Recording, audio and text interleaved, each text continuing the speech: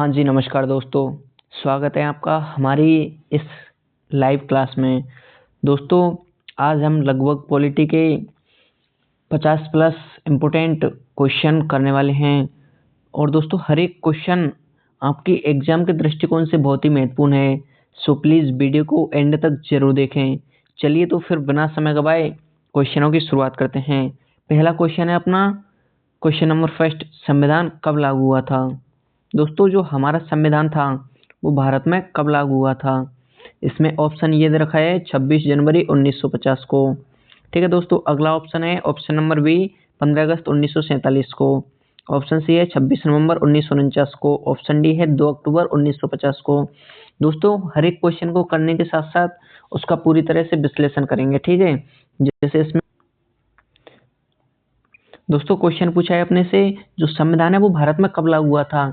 दोस्तों, इसका right answer मानेंगे 26 जनवरी 1950 को। भारत देश में संविधान 26 जनवरी 1950 को लागू हो गया था। लेकिन दोस्तों, आपसे अगर क्वेश्चन ऐसे पूछ ले जाए कि भारत का संविधान कब बन के तैयार हो गया था, तो दोस्तों फिर इसका राइट आंसर आएगा 26 नवंबर 1949 को। क्योंकि लगभग 2 महीने पहले बाद मतलब उसको भारत में लागू किया गया था। 26 नवंबर को ही बन के तैयार हो गया था। ठीक है दोस्तों, चलिए तो फिर इसी के साथ अगले क्वेश्चन की ओर बढ़ते हैं। क्वेश्चन नंबर 2, अगला क्वेश्चन है अपना, संविधान सभा के स्थायी अध्यक्ष कौन थे? दोस्तों, जो संविधान सभा थी उसके स्थायी अध्यक्ष कौन थे? तो दोस्तों, इसका ऑप्शन ये है doctor Rajendra Prasad. Option B है Ambedkar, doctor Ambedkar. Option C है सच्चिदानंद सिन्हा। ऑप्शन डी है जवाहरलाल नेहरू। दोस्तों, जो संविधान सभा थी उसके स्थायी अध्यक्ष थे डॉक्टर राजेंद्र प्रसाद। ठीक है दोस्तों, लेकिन अगर आपसे क्वेश्चन ऐसे पूछ ले जाए कि जो संविधान सभा थी उसकी प्रारूप समिति के अध्यक्ष कौन थे, तो फिर दोस्तों कहीं ना कहीं इसका राइट आंसर मानेंगे डॉक्टर भीमराव अंबेडकर जी। लेकिन जो संविधान सभा के स्थायी अध्यक्ष थे वो कौन थे? डॉक्टर राजेंद्र प्रसाद। ठीक है दोस्तों, चलिए इसी के साथ अगले क्वेश्चन की ओर बढ़ते हैं। क्वेश्चन नंबर 3, क्वेश्चन नंबर 3 है दोस्तों अपना, भारतीय संविधान किस देश के संघीय ढांचा प्लस एकात्म, मतलब ये बोल रहा है दोस्तों भारतीय संविधान में किस देश से संघीय ढांचा प्लस एकात्मक सुझाव लिया गया था? तो दोस्तों मतलब भारत ने किस देश से लिया था संघीय ढांचा और एकात्मक सुझाव? और इसमें ऑप्शन दे रखे हैं दोस्तों अमेरिका, कनाडा, ब्रिटेन और आयरलैंड। दोस्तों, इसका कहीं ना कहीं राइट आंसर हो जाएगा कनाडा। जो कनाडा देश के संविधान से ये संघीय ढांचा और एकात्मक सुझाव लिया गया था। ठीक है दोस्तों, इसी के साथ अगले क्वेश्चन की ओर बढ़ते हैं। अगला क्वेश्चन है, भारतीय संविधान की मूल भाषा क्या है? दोस्तों, जो भारतीय संविधान था उसकी मूल भाषा क्या थी? इसमें दे रखा है संस्कृत, हिंदी, अंग्रेजी, हिंदी पे अंग्रेजी दोनों। दोस्तों, वैसे देखा जाए तो जो संविधान था उसको अंग्रेजी में इटैलिक शैली में लिखा गया था, वो भी प्रेम बिहारी नारायण रायजादा द्वारा। लेकिन इसका हिंदी में जो अनुवाद किया गया था वो बसंत कृष्ण वैद्य द्वारा किया गया था हिंदी में। तो इसके कहीं ना कहीं राइट आंसर ये भी मान सकते हैं अंग्रेजी। इसके साथ साथ अंग्रेजी और हिंदी दोनों भी मान सकते हैं। तो दोस्तों, जैसे अगर आपको हिंदी व अंग्रेजी दोनों दे रखी हो तो इसका राइट आंसर यही हो जाएगा। लेकिन अगर केवल और केवल अंग्रेजी दे रखी हो और हिंदी नहीं रखी हो तो फिर इसका कहीं ना कहीं राइट आंसर माना जाएगा अंग्रेजी। ठीक है दोस्तों, इसी के साथ अगले क्वेश्चन की ओर बढ़ते हैं। अगला क्वेश्चन अपना क्वेश्चन नंबर 5, संविधान का संरक्षक किसे कहा जाता है? जो दोस्तों हमारा संविधान है उसका संरक्षक किसे कहा जाएगा? संसद, प्रधानमंत्री, सर्वोच्च न्यायालय या राष्ट्रपति? दोस्तों, कहीं ना कहीं जो संविधान का संरक्षक है वो सर्वोच्च न्यायालय को कहेंगे। तो इसका राइट आंसर हो जाएगा सी, ऑप्शन सी, सर्वोच्च न्यायालय। क्योंकि दोस्तों जो संविधान की रक्षा है वो सर्वोच्च न्यायालय ही करता है।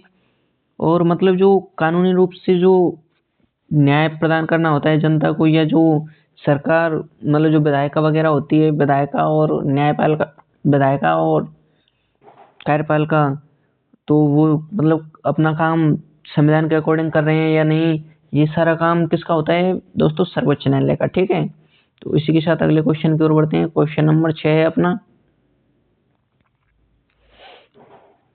राष्ट्रपिता महात्मा गांधी जी ने सविनय अवज्ञा आंदोलन कब शुरू किया? दोस्तों, ये पूछ रहा है जो महात्मा गांधी ने सविनय अवज्ञा आंदोलन शुरू किया वो कब किया था? इसमें ऑप्शन ये है 1920, 1930, 1942 और 1919। तो दोस्तों इसका राइट आंसर हो जाएगा जो सविनय अवज्ञा आंदोलन है वो कब शुरू किया गया था? 1920 में। तो दोस्तों ये छठवां क्वेश्चन है, इसका राइट आंसर 1930, हाँ। तो दोस्तों इसका राइट आंसर हो जाएगा 1930 में। जो सविनय अवज्ञा आंदोलन है वो कब शुरू किया गया था? 1930 में। ठीक है दोस्तों, इसी के साथ अगले क्वेश्चन की ओर बढ़ते हैं। अगला क्वेश्चन अपना, भारत में मौलिक अधिकार किस भाग में हैं? दोस्तों जो मौलिक अधिकार हैं वो संविधान के किस भाग में हैं? ये बोल रहा है अपने से जो मौलिक अधिकार हैं वो संविधान के किस भाग में हैं? तो दोस्तों इसका राइट आंसर हो जाएगा, इसमें है भाग 3, भाग 4, भाग 5, भाग 6। तो मौलिक अधिकार हैं वो भाग 3 में दिए गए हैं। ठीक है दोस्तों। और हाँ दोस्तों, अगर जैसे आपको कोई भी क्वेश्चन आता है तो आप उस क्वेश्चन का आंसर कमेंट सेक्शन में जरूर करें, जिससे क्या है कि आपका जो एक्सपीरियंस है वो भी बढ़ेगा और जैसे आपको कितना आता है वो चीज़ आपको पता चलेगी। ठीक है दोस्तों, कमेंट जरूर करें। अगला क्वेश्चन है, डीपीएसपी किस भाग में है? दोस्तों जो संविधान है उसमें डीपीएसपी किस भाग में दिया हुआ है? तो इसका राइट आंसर हो जाएगा दोस्तों, मतलब ऑप्शन ए है भाग 2 में, ऑप्शन बी है भाग 3 में, ऑप्शन सी है भाग 4 में, ऑप्शन डी है भाग 5 में। तो दोस्तों डीपीएसपी हैं वो संविधान के भाग 4 में दिए हुए हैं। किसमें दोस्तों? भाग 4 में। ठीक है। और जो मौलिक अधिकार हैं वो किसमें दिए हुए हैं? भाग 3 में। ठीक है दोस्तों, आप सभी को ये क्वेश्चन याद रखने। ठीक है। अगला क्वेश्चन है अपना, राज्यपाल की नियुक्ति कौन करता है? दोस्तों जो राज्यपाल होता है उसकी नियुक्ति कौन करता है? तो दोस्तों इसमें ऑप्शन दे रखे हैं मुख्यमंत्री, राष्ट्रपति, प्रधानमंत्री, राज्यसभा। तो दोस्तों इसका करेक्ट आंसर हो जाएगा प्रधानमंत्री। और दोस्तों ये जो राज्यपाल है ये किस देश के संविधान से लिया गया है? ये आंसर आपको कमेंट करके बताना है। ठीक है दोस्तों, जो राज्यपाल है वो किस देश के संविधान से लिया गया है? ठीक है। और इसकी नियुक्ति दोस्तों कौन करेगा? राज्यपाल की नियुक्ति राष्ट्रपति। थोड़ा सा दोस्तों बोर्ड की प्रॉब्लम है, बाकी कोई बात नहीं, सुनने में तो आपको आ ही रहा होगा, समझ में कोई दिक्कत नहीं है। चलो अगले क्वेश्चन की ओर बढ़ते हैं। क्वेश्चन नंबर 10 है अपना, राष्ट्रीय आपातकाल किस अनुच्छेद में है? दोस्तों जो आपातकाल है वो किस आर्टिकल में दिया हुआ है संविधान में? इसमें है 352, 356, आर्टिकल 360, आर्टिकल 370। तो दोस्तों इसका राइट आंसर हो जाएगा जो आपातकाल है वो किस में दिया गया है? आर्टिकल 352 में। ठीक है दोस्तों, इसी के साथ अगले क्वेश्चन की ओर बढ़ते हैं। क्वेश्चन नंबर 11,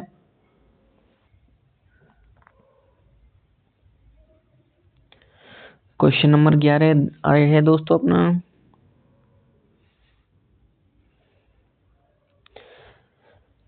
क्वेश्चन नंबर 11 है, वित्त आयोग कितने वर्षों बाद बनता है?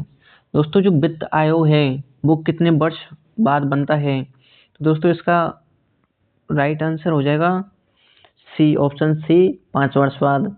अपने को दे रखे हैं 3, 4, 5, 6, लेकिन इसका करेक्ट आंसर हो जाएगा वित्त आयोग है वो प्रत्येक 5 वर्ष बाद बनता है। ठीक है दोस्तों, इसी के साथ अगले क्वेश्चन की ओर बढ़ते हैं। क्वेश्चन नंबर 12, क्वेश्चन नंबर 12 है, महाधिवक्ता किसका विधिक सलाहकार है? दोस्तों जो महाधिवक्ता है वो किसका विधिक सलाहकार है? विधिक सलाहकार का मतलब होता है दोस्तों जो कानूनी सलाहकार, कानूनी रूप से किसको सलाह देता है? महाधिवक्ता। तो इसमें ऑप्शन ये दे रखा है राज्य को, ऑप्शन बी है केंद्र को, ऑप्शन सी है लोकसभा को, ऑप्शन डी है उपराष्ट्रपति को। तो दोस्तों इसका राइट आंसर हो जाएगा जो महाधिवक्ता है वो केंद्र का, जो केंद्र होता है उसका विधिक सलाहकार होता है, कानूनी सलाहकार महाधिवक्ता। ठीक है दोस्तों, इसके साथ अगले क्वेश्चन की ओर बढ़ते हैं। क्वेश्चन नंबर 13, क्वेश्चन नंबर 13 है, यूपीएससी का गठन किस अनुच्छेद में है? दोस्तों जो यूपीएससी संगठन है, यूपीएससी संस्था है, उसका गठन किस अनुच्छेद में दिया गया है? इसमें दे रखा है आर्टिकल 315, 320, आर्टिकल 323, आर्टिकल 330, 330। तो दोस्तों इसका राइट आंसर हो जाएगा जो यूपीएससी है वो आर्टिकल 315 में दे रखा है। यूपीएससी के गठन के बाद किस अनुच्छेद में की गई है? आर्टिकल 315 में। ठीक है दोस्तों, इसी के साथ अगले क्वेश्चन की ओर बढ़ते हैं। क्वेश्चन नंबर 14, राष्ट्रपति का कार्यकाल कितना है? दोस्तों जो राष्ट्रपति होता है उसका कार्यकाल कितना होता है? दोस्तों आप सभी को कमेंट करके बताना है कि वर्तमान में भारत का राष्ट्रपति कौन है। ठीक है दोस्तों, कमेंट सेक्शन में बताओ। इसका ऑप्शन दे रखा है 4 वर्ष, 5 वर्ष, 6 वर्ष, 7 वर्ष। तो दोस्तों क्वेश्चन नंबर 14 का आंसर हो जाएगा ऑप्शन बी, 5 वर्ष। जो राष्ट्रपति होता है उसका कार्यकाल दोस्तों कितना होता है? 5 वर्ष। ठीक है, इसी के साथ अगले क्वेश्चन की ओर बढ़ते हैं। क्वेश्चन नंबर 15, पंचायतें किस अनुच्छेद में हैं? दोस्तों जो पंचायतें होती हैं वो किस अनुच्छेद में दी गई हैं? इसमें दोस्तों पीडीएफ में गड़बड़ हो गई, लेकिन कोई बात नहीं।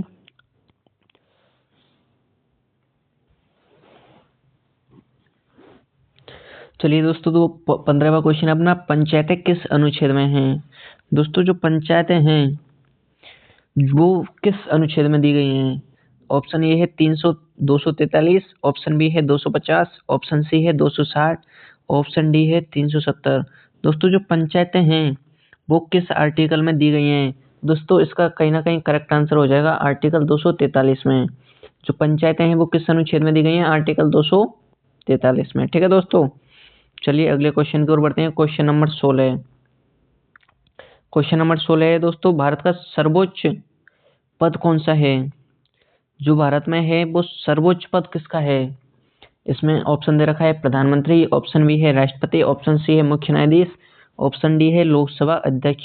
दोस्तों इसका राइट आंसर हो जाएगा जो सर्वोच्च पद है सबसे बड़ा, वो किसका है दोस्तों? राष्ट्रपति का। ठीक है, भारत में जो सर्वोच्च पद है वो किसका है? राष्ट्रपति का दोस्तों। और हाँ, एक बात है, जो देश का जो मुखिया होता है सर्व प्रमुख, वो कौन होता है? राष्ट्रपति। और जो सरकार का मुखिया होता है वो कौन होता है? प्रधानमंत्री। तो सर्वोच्च पद भारत का कौन सा हुआ? राष्ट्रपति। ठीक है दोस्तों, इसी के साथ अगले क्वेश्चन की ओर बढ़ते हैं। क्वेश्चन नंबर 17, मौलिक कर्तव्य किस संशोधन से जुड़े हैं? मतलब दोस्तों जो मौलिक कर्तव्य हैं वो किस संशोधन से संबंधित हैं, किस संशोधन से जुड़े हुए हैं? तो इसमें है 42वां संशोधन, 44वां संशोधन, 52वां संशोधन, 61वां संशोधन। दोस्तों इसका राइट आंसर हो जाएगा मौलिक कर्तव्य 42वां संविधान संशोधन। ठीक है दोस्तों, जो मौलिक कर्तव्य है किस संशोधन से संबंधित हैं? 42वें संविधान संशोधन से संबंधित। ठीक है दोस्तों, इसी के साथ अगले क्वेश्चन की ओर बढ़ते हैं। क्वेश्चन नंबर 18, किसके पास धन विधेयक भेजने का अधिकार होता है? दोस्तों ये पूछ रहा है अपने पास जो धन विधेयक को भेजने का अधिकार होता है वो किसके पास होता है? इसमें है option A Rajya Sabha, option B है लोकसभा, ऑप्शन सी है राष्ट्रपति और ऑप्शन डी है प्रधानमंत्री। तो दोस्तों ये जो धन विधेयक भेजने का अधिकार वो किसके पास होता है? राष्ट्रपति के पास। ठीक है दोस्तों, इसी के साथ अगले क्वेश्चन की ओर बढ़ते हैं। Question number 19। क्वेश्चन नंबर 19 है दोस्तों, राज्यसभा एक सदन है। दोस्तों ये अपने से पूछ रहा है राज्यसभा एक ब्लैंक सदन है, मतलब राज्यसभा एक कैसा सदन है? इसमें ऑप्शन ए है अस्थायी, ऑप्शन बी है स्थायी, ऑप्शन सी है स्थायी व अस्थायी व स्थायी दोनों, और ऑप्शन डी है इनमें से कोई नहीं। तो दोस्तों राज्यसभा एक कैसा सदन है? स्थायी सदन है। ठीक है दोस्तों, और आपसे पूछ लिया जाए लोकसभा कैसा सदन है, तो लोकसभा एक अस्थायी सदन है। ठीक है दोस्तों, लेकिन राज्यसभा कैसा सदन है? स्थायी सदन। ठीक है, इसी के साथ अगले क्वेश्चन की ओर बढ़ते हैं। और अगला क्वेश्चन यही अपना अंतिम क्वेश्चन होने वाला है, क्योंकि दोस्तों क्लास काफ़ी लंबी हो चुकी है और लगभग इस क्लास में 20 क्वेश्चन करेंगे, इसके बाद फिर अगली क्लास में करेंगे बाकी क्वेश्चन। ठीक है दोस्तों, अब ये अगला क्वेश्चन अपना, संविधान में कुल अनुच्छेद प्रारंभ में थे। दोस्तों जो मूल संविधान था उसमें कुल कितने अनुच्छेद थे?